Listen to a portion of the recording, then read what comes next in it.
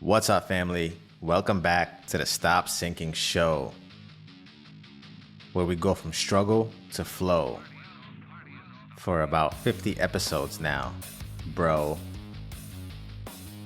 As much as I don't like to make it a big deal out of my achievements and my accomplishments, almost so much that I minimize my accomplishments and I don't acknowledge them as much as I should, as much as they deserve. I would be remiss if I didn't stop and publicly pat myself on the back for making it to 50 episodes on this podcast. It's a milestone for me that I don't want to overlook and don't want to forget congratulating myself for. This is the largest body of work publicly visible that utilizes my creativity. And as someone who never considered himself creative, I am proud of myself for being here.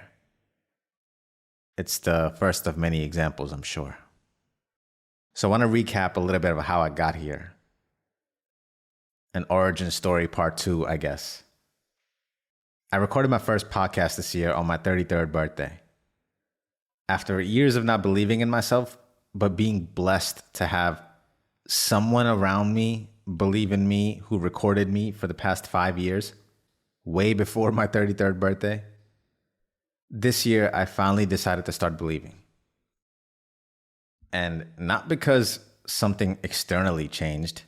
I mean, if anything, I was probably doing worse mentally and physically than ever before, especially comparing to the last 5 years. Still, I began recording. After 4 weeks of recording 2 podcasts a week, even recording 2 videos a week for my YouTube channel, a family emergency pulled me away from the States and moved me across the world. And it's been for a length of time that I wasn't prepared for. It's where I am still today, 10 months later. So I first came here with the momentum that I had created from those first few weeks. And I hit the ground running. I recorded 2 podcasts in the hotel room I stayed in. And I recorded another one the following week when I was at home while I was fighting with crazy utensils in the background and all the crazy noises from outside. I think that was episode 10. Then I lost all momentum. I stopped recording and I lost all force I had towards all the other ideas I was planning to execute on, all the optimism that I came with. The realities of my day-to-day here didn't leave room for all my enthusiasm and optimism. And I'm realizing now I didn't leave room for it, but that's for another episode. And as soon as it started to set in that I was going to be here a lot longer than I originally imagined, that the ideas I had, the way I even defined success in this scenario and how I imagined it to end, how quickly and what the end result of it was going to be, I realized it was all unrealistic. And I was going to have to redefine my expectations, redefine success. So this podcast sat on the back burner. I thought about it, but I didn't make the time to record. I hadn't uploaded even a single episode from the 10 that I had recorded. And it just sat there. And then in June, looking for probably any reason to start again, it was proposed to me to launch on June 14th. To coincide with the launch of the Touch Tomorrow podcast, which is run by my friend. And I committed to that launch date.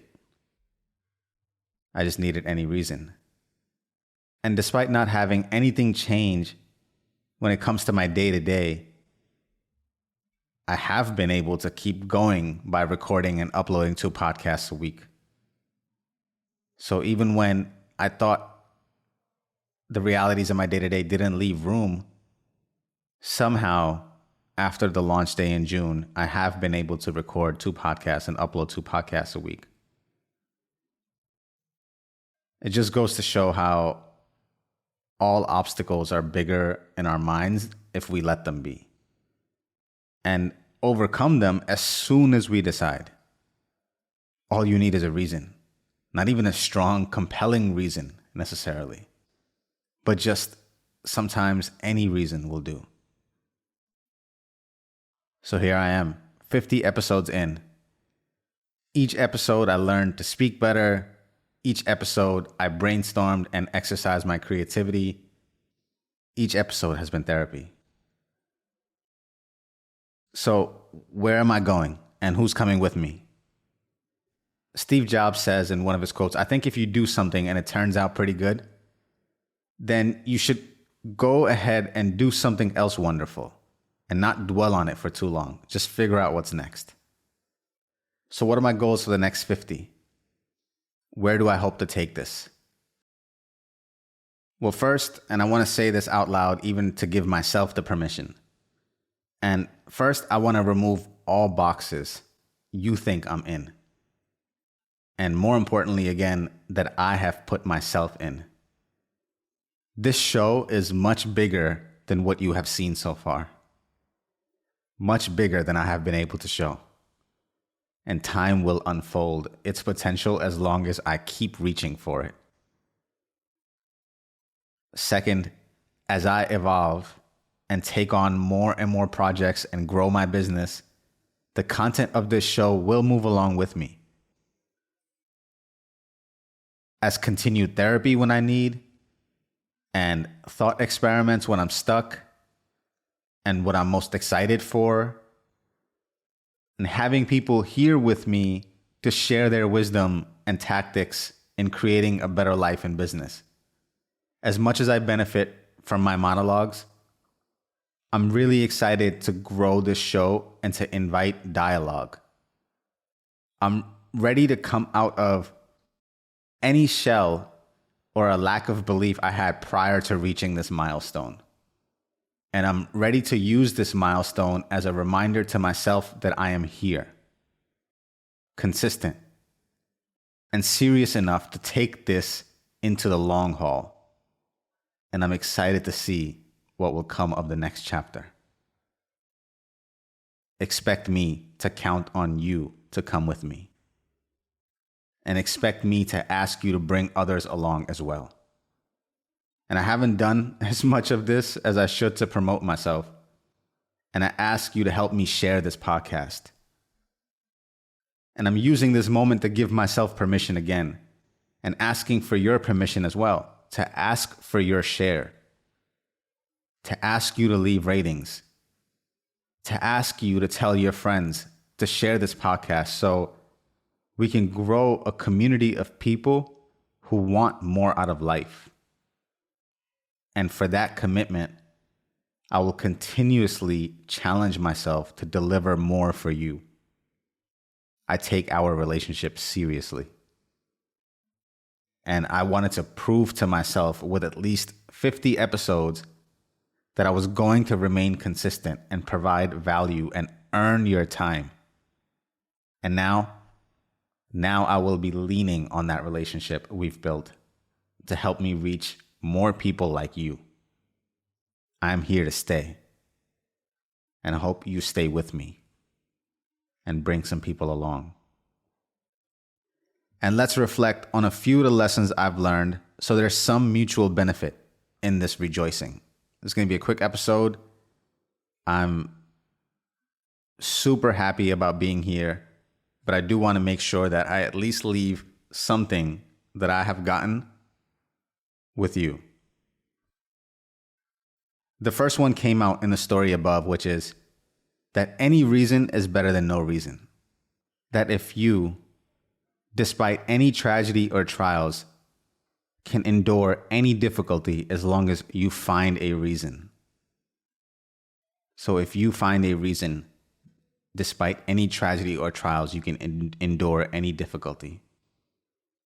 And of course, the deeper the reason, the more it will help you endure. But any reason will sustain you. Don't wait for a glorious one. We just need a why. It can get stronger over time, and it will. What started out as a fictitious reason to start deepened as I found meaning in the work, as I continued to do the work. The reasons I found on a daily basis, the connection I found with the work, the benefit the work provided me, and what I believed the benefit it would provide to those who would listen. The deeper reasons mounted as soon as I latched onto the smallest one to begin with. Just pick a reason and go. There will be more waiting for you along the way to strengthen your resolve. The second reason I got is your life and your circumstances will test your fragility. The comfortable, perfect scenario and environment that supports your doing will not be there. What will you do? Will you just sit and wait for the circumstances to become favorable again? How long will you wait for that? What if it takes a year? What if it takes years? You and your resolve must aim to be anti-fragile, to be able to withstand the turbulence of nature. What's the alternative? Will you just wither on the vine and watch yourself age without moving forward on something you know you should be doing? Life will require you to summon all of your might, despite your circumstances. Next is that your family needs you to be reliable. Everyone is looking to someone to ease their load, especially during times of great difficulty. The thing you need to aspire to most is the person who can carry a load, and hopefully carry one more than just for yourself. That requires you to build yourself when times are easy so you can be reliable when times are not. You must drill your soul in the right principles that when the time comes, you may be guided by them. To wait until the emergency is to be too late. The ultimate goal should be to be the most reliable when everything else is unreliable and uncertain. And it will take more than just character and will. It will take commitment to duty. Again, what's the alternative? Your family needs you. Will you be there or not? Will you be reliable or not? And lastly, the show must go on. And this is the hardest for me to accept because I'm always hoping that there is some place to arrive that's full of peace and ease. None of us are insulated from the realities of our human condition. Pray and remember our mortality even when there is an abundance of joy. There is no such thing as periods of joy and periods of difficulty. A full life is integrated. Joy is not isolated from the realities of life, and the turbulence of life is not meant to take away the importance of joy. Joy is the infallible evidence of the presence of God. Your work must continue. Life must continue. Your goals cannot take a back seat, or you will be miserable and not have a reason to wake up on a daily basis. Trust me, I know this intimately. The show must go on. I love you all. Cheers to the next 50.